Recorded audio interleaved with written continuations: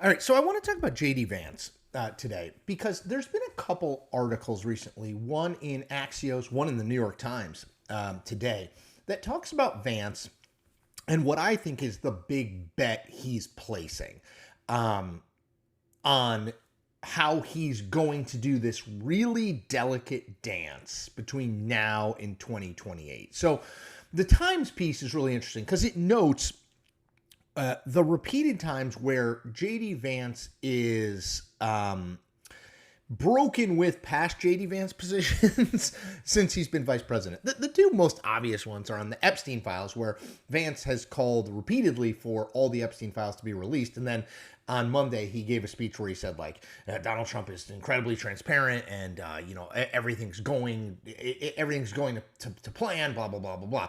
The other big one is the interventionist, non-interventionist thing when it comes to foreign policy. Vance has made sort of his political name since he came into the Senate in 2022 on this idea that America does not need to be the policeman for the world. They can't be the policeman for the world. We can't go get involved in all of these conflicts. And yet, and we know, by the way, because a Signal chat leaked, we know that Vance was very skeptical about bombing the Houthis in Yemen earlier this year. He also, in private, not in public. Well, also we have Donald Trump and involving in Iran and Israel, right? Getting involved in bombing Iranian nuclear sites, which presumably, given what we know about JD Vance, is not something he would have supported, but publicly he was supportive of him. I think it's fascinating because the bet Vance has clearly made is twofold. One, he's always going to be associated with Donald Trump no matter what he does. So if he tries to break from him here or there, it doesn't matter. He's always going to be, if you like Donald Trump, you're going to like JD Vance. If you don't like Donald Trump, you're not going to like him. And the other thing, and this is a really challenging thing, I think, for him, is he cannot look in any way, shape, or form like he is stepping out in his own right now. The thing we know about Donald Trump is he loathes people who try to get their own shine off of him. He wants you entirely focused on him at all times, right?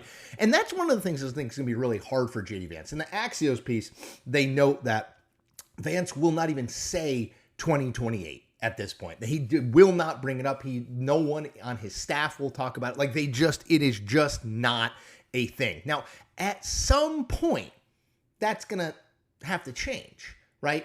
At some point, he's going to have to start to do some things, visit early states, put an organization together, make clear he's, wink, wink, nudge, nudge, he's running. He's going to have to do those things because other people who want to run will begin doing those things. And you don't, even though Vance starts as the front runner, you don't want to get too far behind in all those things. The question that I have is, how will that sit with Donald Trump? Donald Trump will view himself as having made JD Vance. That before Vance was picked as VP, he was just this freshman senator, and that Vance made Trump made him by picking him VP. He's said this about tons of politicians, Ron DeSantis, etc. Does he want a guy who he's made being out there, beginning to lay the groundwork for 2028, especially given the very little indication we've got, but there is some indication that Trump does not plan to immediately endorse Vance. Remember, Trump was asked directly, is JD Vance your successor? You're the heir to the Trump whatever. And he said, well, there's lots of potential heirs. Like he purposely did not hand that off to JD Vance. And if I'm JD Vance, I absolutely took notice of that. So he's doing probably what he needs to do, which is subsuming, and all vice presidents do this, subsuming his views underneath Donald Trump. I don't know if all vice presidents do it to the extent Vance is doing it, but all presidents aren't like Donald Trump, right? So he's subsuming his interests and his beliefs and his views to Trump, always.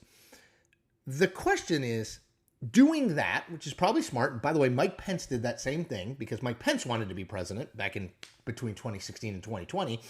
Is doing that going to work? Because will the fact, and this is a fact, that Vance is going to have to step out at some point on his own, start building his own organization, start maybe taking some of his own positions that aren't totally in line with Trump, given all of that, how will Trump deal with that? If past his prologue, the answer is not well. He does not like when people step out on their own. He wants people focused, running through the tape for him, not for them. So I do think JD Vance is the front runner for 2028 on the Republican side. I do think he's doing the right things, probably the only things he can do right now, which is just be Trump's sort of loyal warrior.